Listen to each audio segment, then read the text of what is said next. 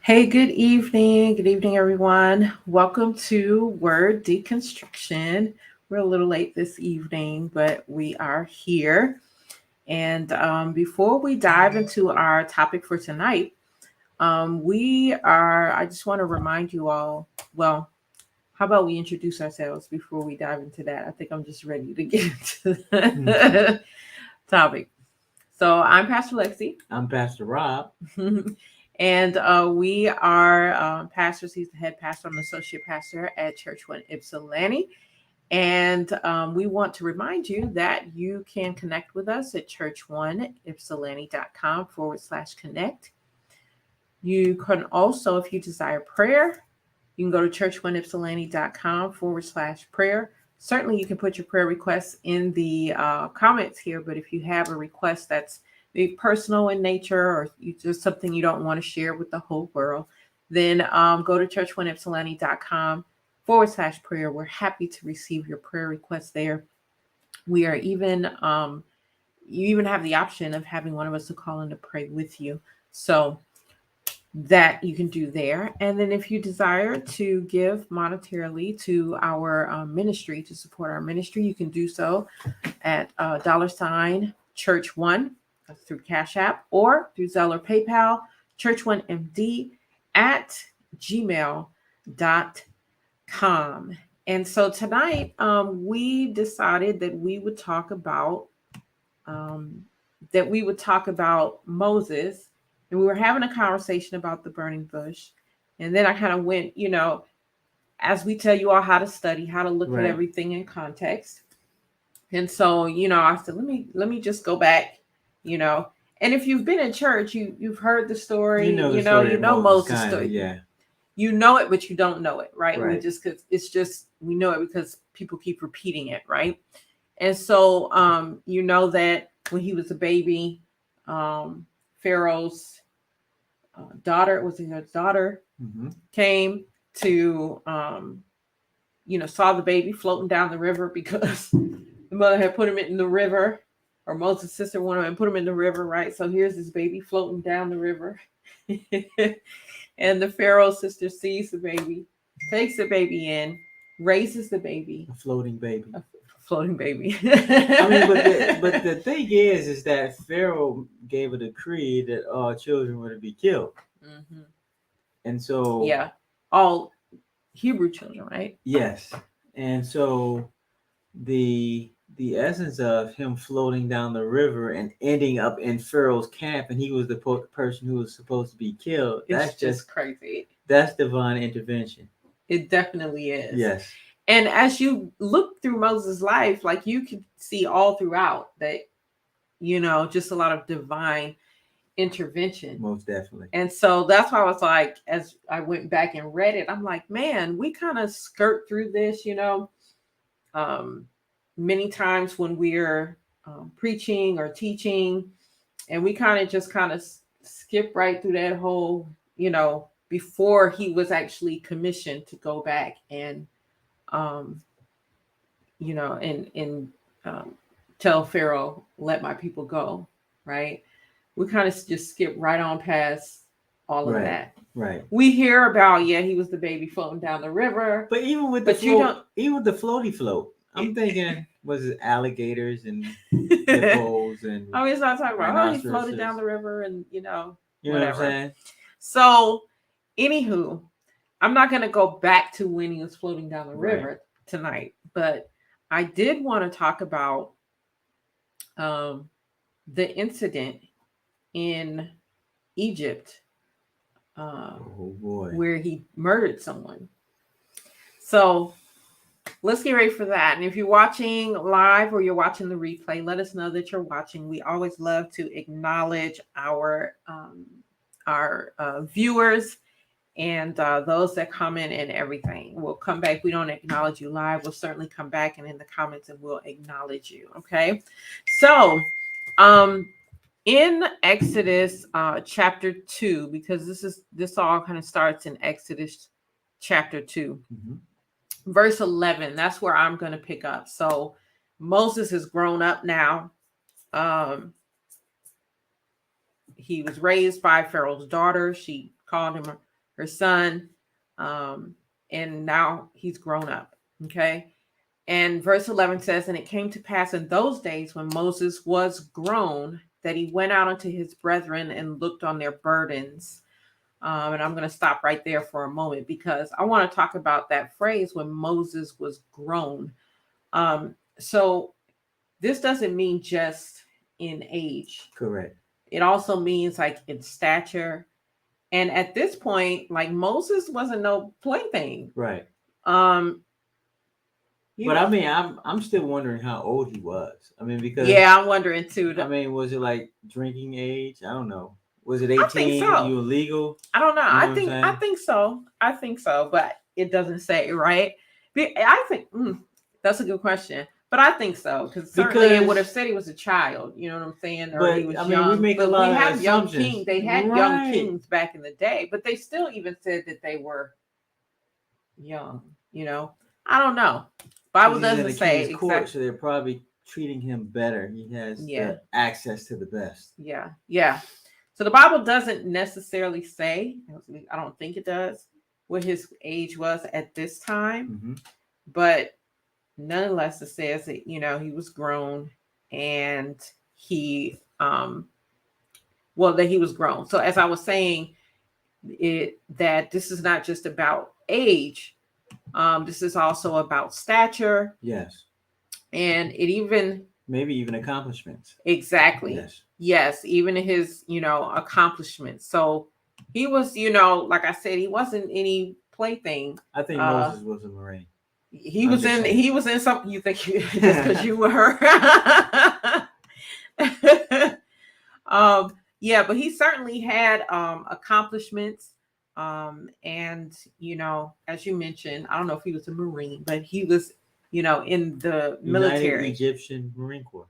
I mean, is that what it was? That's it had to be that. Oh my gosh. Anywho, so he's grown and he is and he's accomplished, okay? And so he goes out, he looks on because he knows that he's Hebrew. So this fact I don't think was hidden from him. Right. Per se. So he goes out, he looks upon the Hebrews, he looks on their burdens, and then he sees an Egyptian, and the Bible says smiting. I think we talked about this word before. Boy, if you don't get out of my face, I'm going to smite you. Yeah, I think we talked about this before. We had a when we were calling it a Friday Night Live, when we talked about God smiting. I will smite thee. I think we called it pimp slapping or something. But anyhow, so the pimp hand, that's what it was. Yeah. Oh, God gives you the pimp hand. Anywho, so he spies this Egyptian smiting a Hebrew, one of his brethren. And so, as we discussed a long time ago in that broadcast, that stream, smiting is not just a slap. Yes. Like it can literally be death. Almost dead. Yeah. So it's not straight beat down. Yeah. It's not a light thing at all. And some scholars say that that Hebrew was beaten to death. That's what some scholars say. I don't know. The word, the words in the Bible don't say that specifically, but smiting. So, and he looked, and so after he sees this Egyptian smiting the Hebrew, it says he looked this way and that way. So it's intentional. So it's intentional what he's getting ready to do. Yes. And what he's getting ready to do, we know isn't anything good. Correct. Because if you're getting ready to do something good, why would you be like looking this way and that way? Right. To see if anybody is looking, right? Because that's what he was doing. He looked this way and that way. I'm in verse 12. Yes. And when he saw that there was no man, he slew the Egyptian. You're like, you gonna learn today. You're gonna learn today. Okay. So he slew the Egyptian and hid him in the sand. That was the next thing, right? So he hid him. First, he looked this way and looked that way. And then he hid him in the sand. So Hmm. he knew He knew what he was doing. he knew what he was doing. He knew he wasn't doing something, That was right. that was right. And it's, first of all, just looking at the position that he was in, right? Because here he was raised as an Egyptian In the court of the king. in the court of the king, right? But then he knew that he was Hebrew. And so even in the midst of being raised as an Egyptian, he still had some sort of alliance or some sort of empathy for the Hebrew people. So he does that, and then he goes on about his business for the rest of the day, right? Thinking nobody saw Some anything. scholars say that the princess in the court who found him found out who his mother was, and she still breastfed him. She still took him to That's what they say, yeah. And so, if he was still in his neighborhood playing ball, what I'm saying, or whatever. Yeah, if she had, made sure that he was exposed to his interactive quality with his ethnic group. Yeah, absolutely. So I would, again, this is not what it's saying in scripture, but right, most definitely, we're just kind of extrapolating, because how does he then have this empathy for his connection? People? Yeah. If he strictly grew up in the king's court. Yeah. Yes. Yeah, absolutely. So anyway, so he kills the man, he hides him in the sand. All right, goes on about his business. Now the next day, verse 13 says, "Behold, two men of the Hebrews strove together, and he said to him that did the wrong, Wherefore smitest thou thy fellow?" Okay, so in other words, why you take out your right. why you take out your right. Why you're on that side? Why you take out right. why you take out a fellow Egyptian, right? And he said, this is the Hebrew talking to Moses. Then he said, "Who made thee, okay, who made you a prince and judge over us? Intendest thou to kill me as thou killest the Egyptian?" Mm. So you come in and help somebody. You understand me? And that's how they gonna turn on you like that? Exactly. Because if you know the information, you know he was there to help the person that was getting beat down. Exactly. So I'm sure Moses at this point is like a little bit perplexed, right? Like, okay, I just took out, one of your oppressors. Right. And so why are you giving me this flux? But here's the important piece of deconstructing even the backdoor mentality. They're saying if you teach a person to take the back door, even when the front door is open, they still go to the back door.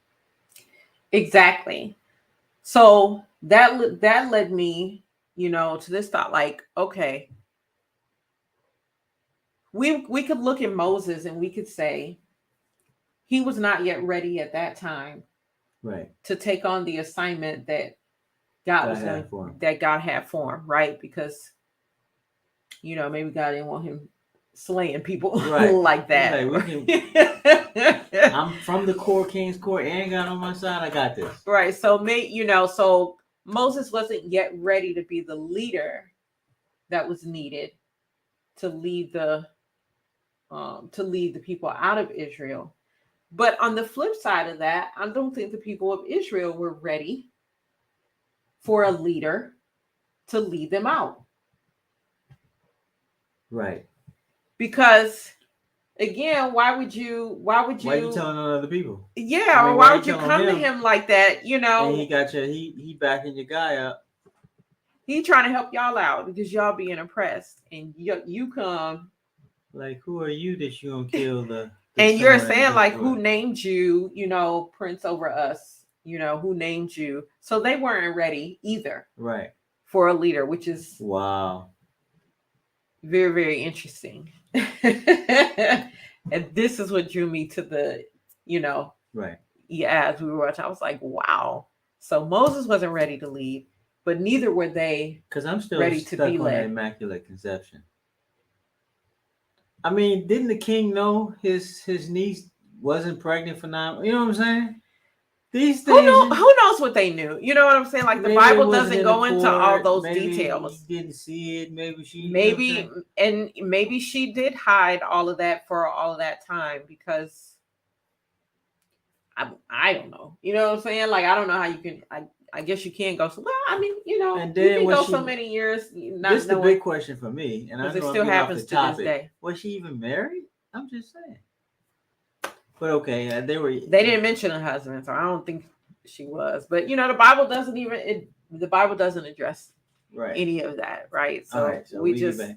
We'll get back to your thoughts because these things, it just makes me wonder. That's yeah, yeah, absolutely. So yeah, so now Moses is like, okay, people saw me, right? These two people saw me. He thought that nobody see him. 2 Hebrews saw him, and the reaction you think they would have had, they didn't have. And so now it was becoming widespread. right. That he had done this thing. And not only was it that he had murdered the man, but also the sentiment, the attitude of the 2 Hebrews or the one gentleman who Right. came and was like, who made you prince over us? Right. Right. So not only was it now becoming known that Moses had murdered a man, but who, you know, everybody's like, well, who named you? Right. Who named you the leader? Who died and made you the person? Absolutely. So Moses then he flees, right? So verse 15. So Moses, you know, he's gonna get the heck out of Dodge.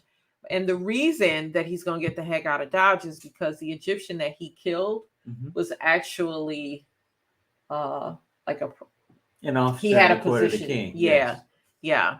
And so if you kill an officer, there's their codes and structure that say what must happen if someone in the king's court is taken advantage of. Yeah, absolutely. So when Pharaoh heard about it, says in verse 15, he sought to slay Moses. So he was coming for Moses, okay, because you took out one of the officers.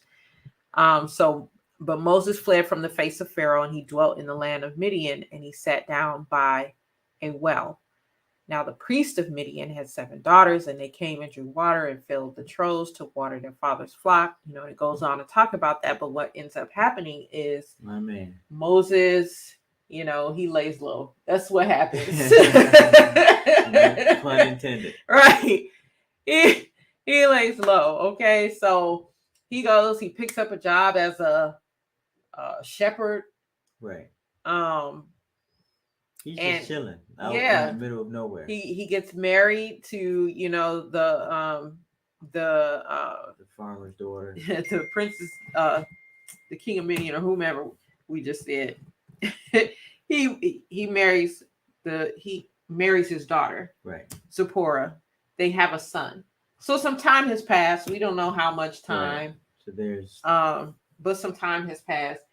Now, when you watch the movies on Moses, it would lead you to think that a bunch of time has passed. And maybe so, because Moses is old as dirt when he comes out beard is like here. Walking with a rod and all kinds of things. So again, we don't know how old Moses was, but we know he was older. We know some time had definitely he had a child. Yeah, he had a child.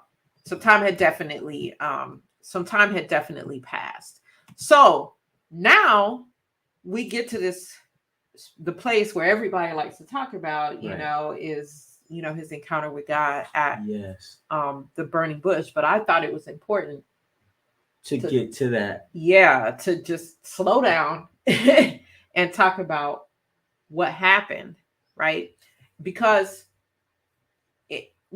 sometimes, I thought about like how we as humans, we can be going about doing our thing. Like I remember even in my life, like coming out of college, getting my job, doing very well, whatever I wanted to accomplish, I was accomplishing. And then,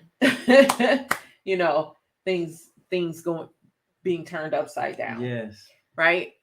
I ain't murdered nobody, but Right. I ain't murdered nobody yet. No, I'm just kidding. I ain't murdered nobody, but Right. I just think about how your life, can be Upside down. And so if I come up missing in the sand, you heard it here first. I'm just saying. No, that's not. I didn't say I was gonna murder him. Anywho, so to think about it, where he was this accomplished guy in the military and all of this, and now he's just this shepherd, almost as if none of that had even none of that had even taken place. Well, the essence of it is that maybe it wasn't even important. I don't think it was important to him after some time. I don't think he fled, and I think then he began and lived his life, which is crazy because if you think about it, so that's what we do, right? Like there would be a call on our lives, but we just get into the rut minutia of life, right? Go to school, get the job, farming, work, back in the day, work work the job, he's tending sheep for 40 years, get married, have kids, house, white picket fence, work 40 years, retire, you just get into that, churning it out. Exactly. Right. And it reminded me of too also how we're so excited maybe early in our lives about things that we want to accomplish and do in our lives, and then life just kind of and then you just resign to life. And so he had pretty much just resigned to this is what the rest of my life was going to be. Wow. I'm just going to farm and raise the kid and make sure I get new farmer shoes. With the staff. That's the best staff from Walmart. That's that. That's that, right? But God had other plans for him. Yes. God has plans for each and every one of us, which is another thing that I took away, from reading this, that God has plans for each and every one of us, even though we may feel resigned to life and maybe this is just what it is going to be, and here's a situation where your purpose is more important than people's opinion of you. Yes, because I'm sure he also thought like, I'm a murderer. Right. You know what I'm saying? He got a rap sheet at this point. Exactly. And like aiding, you know what I'm saying? He ran away, so that's fleeing the scene. You know what I'm saying? So he on the most wanted list. Right. You go on a grocery store, you see him up there. You know what I'm saying? So people know who he is. Right. So, this, you may feel like, okay, this is what it is because I'm not worthy of anything high, anything higher or anything greater. Yeah. So what happens then, it kind of turns the tide, is that the king dies. Oh boy. In Egypt, the king dies. So basically it's like he's going to get a fresh new slate. Yeah. For him. Right. Maybe. But it turns out. Maybe. Yes, but it turns out. Yes. Maybe. You would think, okay, the king died. Maybe the coast is clear. But in this instance, not so. In fact, even more so. Yes. Even more so now, right? Because I believe it's the son, took over. So, or one of the sons.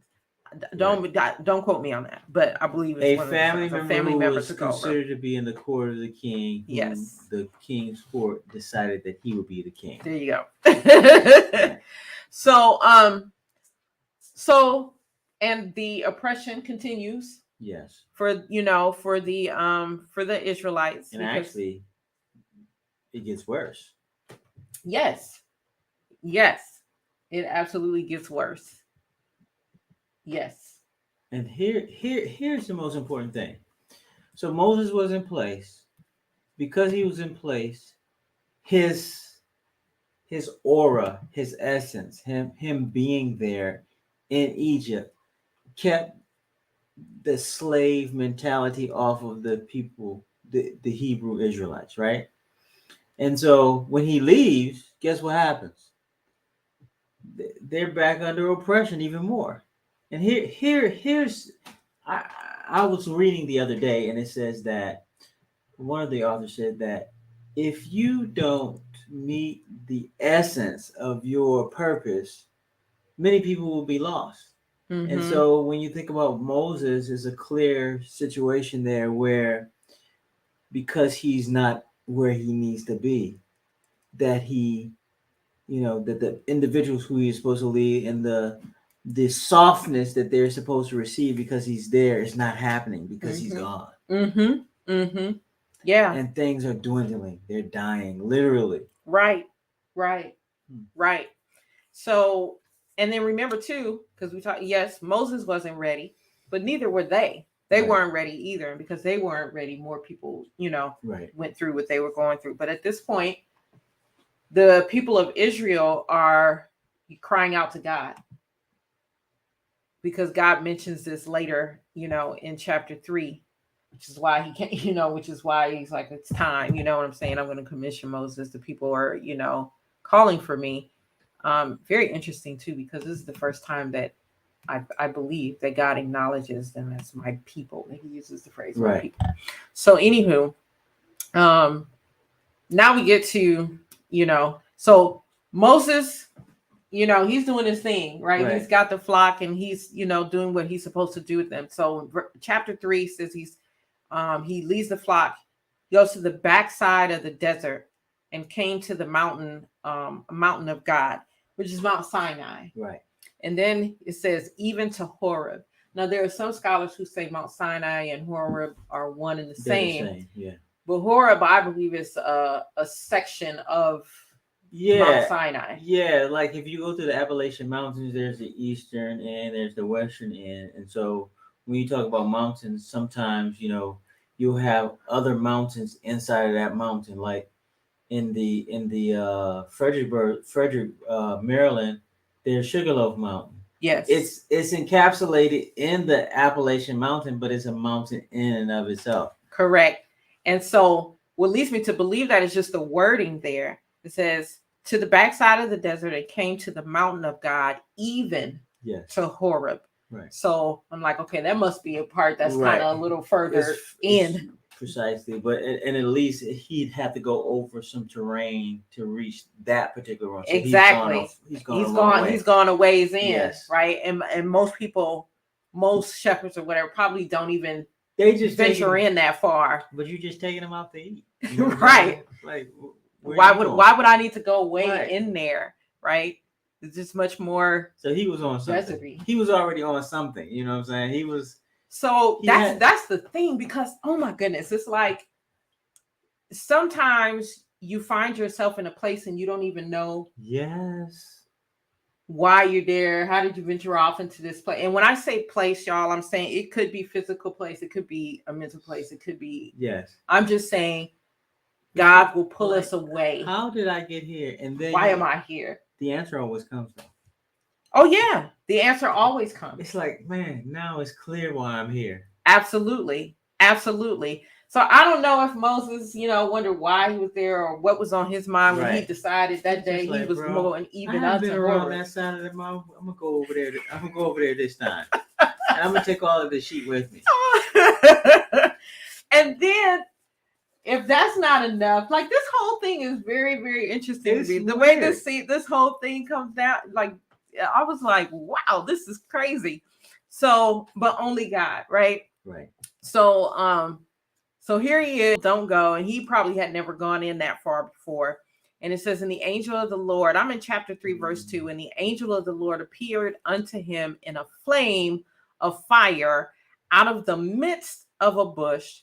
And he looked, and behold, the bush burned with fire, and the bush was not consumed. So I got questions, right? We got questions on that. I got questions. And so Yes, we have to have questions. Yeah, my first question is, I got a lot of questions, right? But I'm just like, how is it, okay, That something is burning, that something is burning, but it's not burning. but it's not burning? That's number one. Number Right. two, how is it that you gonna stand there and look at the thing burning, but not burning. but not burning, Right. and you ain't running? Right. So many questions, right? But those are two of my questions. I'm not going to go through all of my questions, but these are things that I think about, right? Because I'm like, okay, now and then as I thought about that, I'm just like, wow. So if he doesn't run, what was it about the fire that attracted him versus Yes. repelling him? I'm always attracted to fire. You know what I'm saying? So I know that there's something that will attract you, but if you know anything about mountainous terrain in the desert, that if you have a fire, that you're probably going to get burned because how it's groomed is that if something has found fire, that means it's in a region where something can burn. Mm-hmm. If something can burn, that means it's about to catch everything around you. You about to be toast. Absolutely. Absolutely. And you say like you're always attracted to fire. I'm not always attracted to fire. Fire is beautiful. I'm always attracted to fire. Fire is beautiful, but only when it's to me when it's like, not when it's out of control. That ain't beautiful to me, right? Lava, No. From forest afar, fire. yeah, no. I had a chance to see the agricultural forest fire in California. Yeah, I remember you saying that. It was From afar, it's very beautiful to see. But if you are, in the midst of being consumed by that, that's yeah. Yeah, because that's not beautiful. yeah, it's dangerous. Yes, Don't try what I was talking about. Don't try it at home. Yeah. I'm a professional. Right. So, yes. So that led me to saying, okay, well, the way the fire, because it was not consuming everything in its path, Right. then yeah, it would be, somebody might be like, huh, you know what I'm saying? There's If you're a tree looking right at here, that. right here, right here, right here, and it's in the middle of all that stuff, and nothing is spreading. Nothing spreading. The Right. tree itself isn't even being right. After a minute, consumed. You think it start to wither. You think it will start to. It's doing none of that. So then I'm like, okay, well, I can see how then someone might, stand and look at that all day long. Right. So I say all that to say that. Was there smoke? You know what I'm saying? Right. But I say all that to say that when God is calling, it's never anything frightening. Yes. Or, where you have a feeling that you're going to be destroyed by it. And here's another piece. When other people are seeing a fire, you're seeing God calling. Right. When other people are seeing emergencies, you have an opportunity to lead with your example of who you are in Christ. Yeah. And to me, that's a powerful situation because everybody else is murmuring and groaning, and you're in a situation where you're out in the middle of the mountains just chilling. Yeah. And then you see a burning bush. Come on. Yeah. So to me, this begins to speak again to, to God's character and how he calls us and how he, yes, attracts us to him. It's in a way where it's unmistakably him. Unmistakably. And then you have to look at this and say, Moses had to look at this and be like, this has to be God. Yeah. I mean, because you look at the fire going on, you look around, there isn't any other human around. Nobody down there kindling a fire. He didn't see any lightning and thunder. No, you're right. Then you hear this voice, but again, you don't see Moses. You don't see. There's nobody else around you. There's no lips on the trees. I mean, like, you know what I'm saying? Right. And so, all of these things, right? So then you have to say, well, this has to be God. Wow. It has to be God. Because how does all this happen? How does this fire, this bush does not get consumed? The fire is not spreading. There's a voice coming out of, and it says that it was so funny to me. The Bible said, let me see if I can find the verse. Verse 4, chapter 3, verse 4. And when the Lord saw that he turned aside to see. So Moses is looking like, like what is going on? Somebody else up here? Right. Who started this fire? Right. Yep. And so it says, and then it says, well, God called out to him out of the midst of the bush and said, Moses, Moses. Here I am.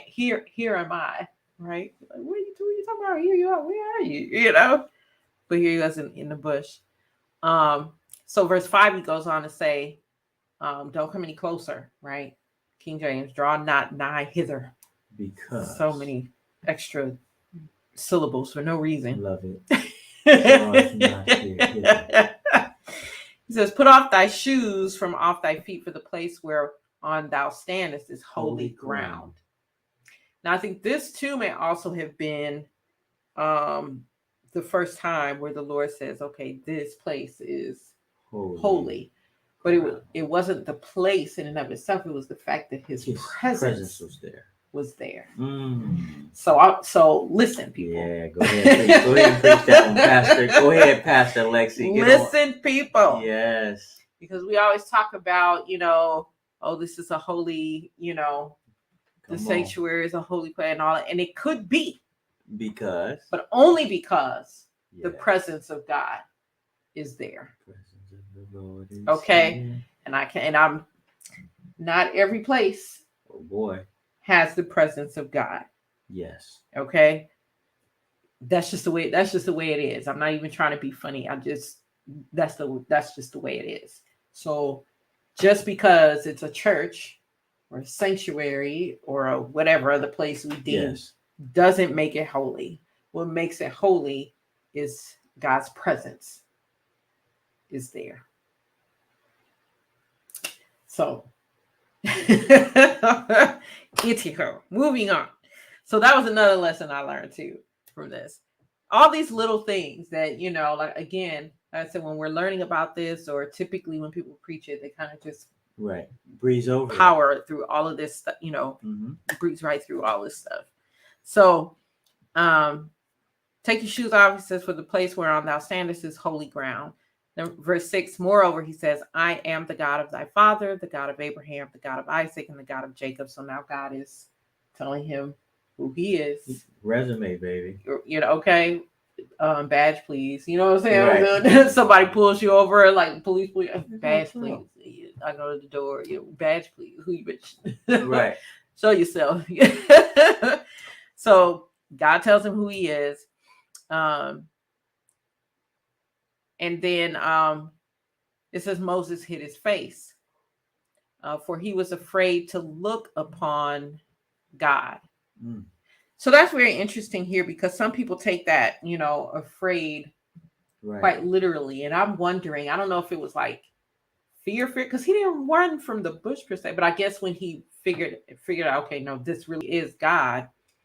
I don't know if it was afraid in the sense of, oh God, it's God, like, or just fear in terms of respect. He's looking out the side of his eye. Can I look at you? Right. Should I be looking this way? Right. But so what I'm saying is it fear like, oh gosh, it's God, I'm going to run away? Or is it fear in terms of respect? Yes. Fear and respect. Because you got scholars who say, right. Well, the text say God has not given us the spirit of fear, but he's given us loving power and the courage to resist the tempter's name.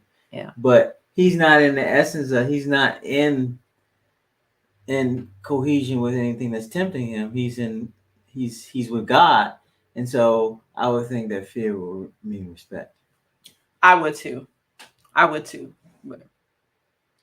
So, and the Lord says, I have surely seen the affliction of my people which are in Egypt. So here's where he begins to talk with Moses about what's going on with the people in Egypt. Because remember, Moses is so many years or Like, so bro, much I'm time done with that. removed from this, I'm right? going He was back like, to the city. yeah, he right. And so God tells him about the people. So God is concerned about the Israelites. God talks about in verse 7, he talks about hearing their cry um, because of their taskmasters, right? Mm-hmm. Their sorrows, and he knows their sorrows, and he's come to deliver them out of the hand of the Egyptians and to bring them up out of that land, right, unto a good land, large unto a land flowing with milk and honey, unto the place of the Canaanites and the Hittites and the Amorites and the Perizzites and the Hivites and the Jebusites. Now, therefore, behold, the cry of the children of Israel is come unto me, and I have also seen the oppression. So he talks to him about it. You can already say something? No, go ahead. So he taught, so he's telling Moses the peril that the people are in. Bro, you need to get back to your spot. Mm. And I bet that Moses never thought for a million years Like, bro, I'm that done he with was going to this. go back there. I'm out. He gave him the deuces, everything. He was on a run. Yeah. Murder was the case that they gave him. Right. So God goes on, the God of your fathers has sent me to you, and they say to me, oh, and Moses said unto God, behold, when I come unto the children of Israel and shall say unto them, the God of your fathers has sent me to you, and they shall say to me, what is his name? What shall I say unto them? Right. So now Moses is asking these questions because he's like, I don't know if the people gonna accept me. They already tripped me up on trying to help them out the first time. Right. Are you the prince? Who are you to judge? Right. Who put you over us? All that kind of stuff. So Moses is like, well, who am I gonna tell them that has sent me? Because they wasn't trying to hear any of that. They wasn't trying to have me then. Which they trying to have me now, right? He's saying maybe their thoughts about him or whatever, are the same. And so God simply says to him, I am that I am, right? Thus shalt thou say unto the children of Israel, I am, hath sent me unto you. Mm.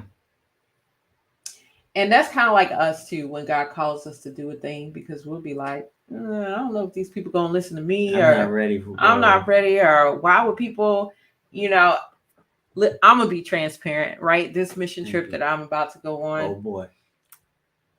I was not ready for the 14, level. 15 people. You was thinking 2, 3. Yeah, 5, at the most. I was not ready for that. And as the people kept coming, I'm like, no, God, this can't be it. Right. Who shall I say? Right. Who shall I say sent me? Who shall I say sent me? Right. Right. Why are these people gonna listen to me? But that's what we do, right? When we are like, have you seen my past? Have you seen my, or whatever thoughts may be going through our minds, or you don't think you're adequately prepared, or whatever the thoughts are. But God made a way for you. God made a way for me. He makes a way for all of us. He makes a way for each and every one of us. If he's calling you to do a thing, he has already prepared you. He has already made a way. Then that doesn't mean it's going to be easy. I love that sermon though. That's my favorite one. What's that? The showbread sitting in the one of the high place in the sanctuary. Yeah. So because it's provision. Right. So this is what he tells Moses. I am. I am that I am sent me. I am that I am. And then he goes on to say, also tell them the Lord God of your father, God of Abraham, God of Isaac, God of Jacob has sent me unto you. This is my name forever. And this I am. This is his name, right?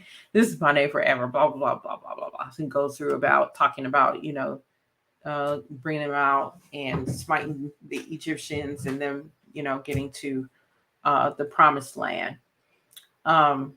So yeah, I just bet, like I said, Moses probably never thought within a million years that he would be back there.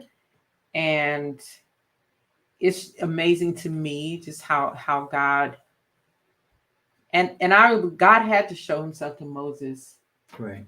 you know, and when I say that way, I just mean like in a spectacular, or maybe not even spectacular, but just a way that got his attention.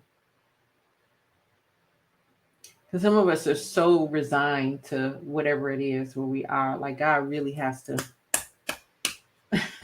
No. Right. I know he did for me. Maybe I'm just telling my story here. But I mean, Okay. that's Some that's the years whole ago. that's the whole essence of making the full turn. You know what I'm saying? Hmm. But I just want to remind you that even as I see you today, cream rises to the top, and so you know you're surprised about it, but it's one of the reasons that I chose you because as you begin to, if you have an essence on who a person is, then you can kind of calculate where they'll be. And I'm saying at this point, you're rising to the top, and Hmm. God had it for you all this time. And so, I don't want to float your boat, but I'm proud of you. Oh, And well, I'm thank proud you. that you're listening to the word, and I've seen you be diligent. Hmm. And sometimes to tiredness, sometimes to, and this is what I want to say to our listening audience. God has a commission for you like he has with Moses, like he has with Pastor Lexi on this mission trip. And you were in a young phase when he first gave it to you. Yep.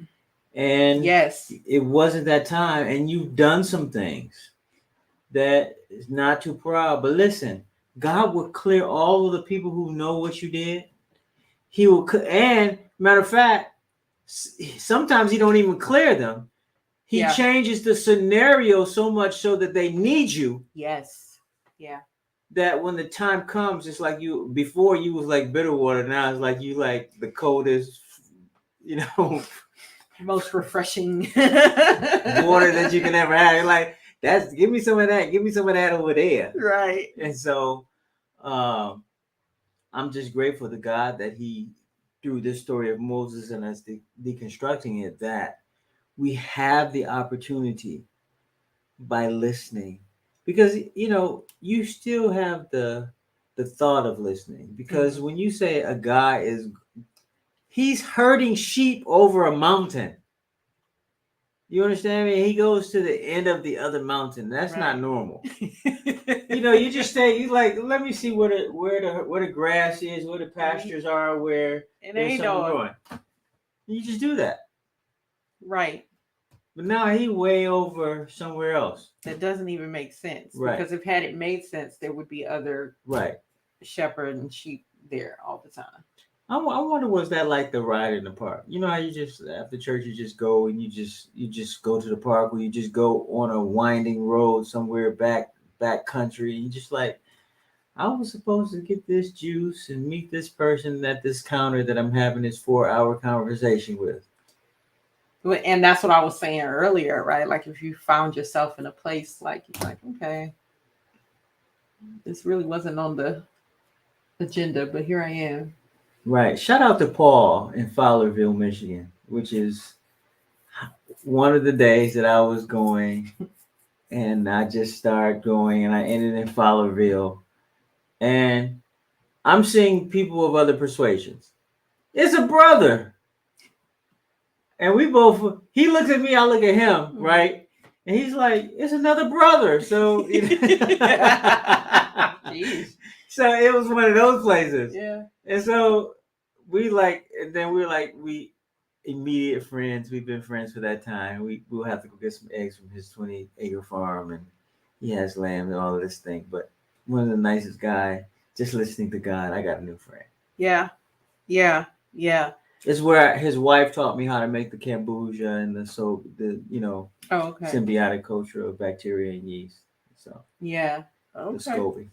Yeah. Yeah. Um, so I just today wanted to just look at this period in Moses' life and just slow down and look at it a little differently and see what else we could have pulled from um what was going on in his life at that time before he became the Moses who, you know, went to Pharaoh and was like, God said, let my people go. Let my people go. Is it Charleston Heston? Yeah. It should have been the guy who says, "Welcome to Verizon." Oh Lord, yeah. Maybe I'll make a new one with that guy. Yeah. Darth Anyway, Vader. What was his name? The brother. I don't, I'm not good at. King I'm not of good at coming to names. America. Yeah. So anyway, Anywho, right. we don't want to belabor this, but like I said, I just thought we would take a different look at, um, what occurred in Moses' life before he became, before the story that we're always telling Yes. about him, because that piece of it is very, very important too. Um, he had to mature to that point. There was some growing for him to do. There was some, timing is everything. Yes. And we all have a calling, but there's also a time, when we are, ready to walk in that. I mean, even for Christ, you know what I'm saying? Yes. He wasn't doing miracles the day he was born. Right. There was timing, there was a appointed time. It's interesting you said that because the Lord just gave me a thought on the end of the story and how they escaped from Egypt. Mm-hmm. And when you look at it, God is telling me to tell our audience we're in a time of shift right now. Either you're an Egyptian or you're a Hebrew. If you're an Egyptian, the Egyptian army goes down. Mm-hmm. And so there's no safety for you. If you're a Hebrew, you need to build up your faith because you're about to go through a wilderness, but God has a promised land waiting for you. And so, sometimes this promised land is not as short as we thought it would be. Mm-hmm. I mean, some scholars say it should have been like a 20 to 40 day walk, and it took them 40 years. So you got. And they were walking. That's a whole nother. We might do that. Maybe we'll do that next weekend. And so, boy, you took my mind off. That's a powerful thought. Yeah, I'm sorry. And so, I want to make sure that you. I want to make sure that you shift. If you're in an Egyptian mindset, you need to shift to a Hebrew Israelite mindset, meaning being free. God wants us to be free. And if you're a leader right now and God has you in the wilderness, go ahead and look for holy ground. Go ahead and take your shoes off. Go ahead and expect that. Be prepared to accept who he is. And maybe time of preparation. As we are the hand of God, maybe you will be the person who leads your community, your neighborhood, your school, your university. And, Pastor Lexi and I are not here to minister to people who already go to church. We're here to minister to those who do not go to church. And, as we end, it's one thing we want to tell you. We love you. And the reason that we want to tell you we love you because love is not something that's here a lot anymore. We argue about this, we argue about that. We are Democrat this, we're Republican that. We're women's rights, men's rights. And all of these things seek to divide us. Right now, those things are not important. It's time for us to unite. It's time for us to be on the same page. And I want to tell you something. My family has 3 to 6 months of food stored up. And I want to take this opportunity to tell you this. Because we are shifting, I think that it's time that we tell you to start to shift and to prepare and prep just in case something happens. Mm-hmm. Because we're in a serious time. You think gas has gone up, but really, it really has to do with you being prepared. And what am I looking forward to? I'm looking forward to the Rothschild experience. Mm-hmm. That experience being that when everything goes down to pennies and people have pennies, I have dollars. Mm-hmm. Yeah, I mean, I was saying in my money mastery group, you know, the same thing, that this is the best time. And if you look back in history, you know, recessions and depressions and all of these times that were supposed to be the most traumatic of times, and they were for some people, Yes. but they were also the best of times for others who knew how to, you know, Yes. Take leverage advantage of the of, situation. yep. And And anybody can. anybody can. It's you just have to be in a shifted mindset mentality. And then here's what I want to tell you this. Whatever situation you find yourself, position, title, make sure that your character can keep you in that position. Mm-hmm. Because there are some people who are depending on you, and if they're depending on you, they need the information that you're going to give them. So as you begin to prep, as you begin to shift, God's telling me to let you know that you must be ready now. That you must be ready now. Mm-hmm. Food, water, and shelter. Be ready now. And if you have opportunities to be off grid or have the abilities to live off grid, start honing in on those skills. Well, I'm Pastor Rob. Mm-hmm. I'm Pastor Lexi. We love you, but more so, Jesus Is is Lord. Lord.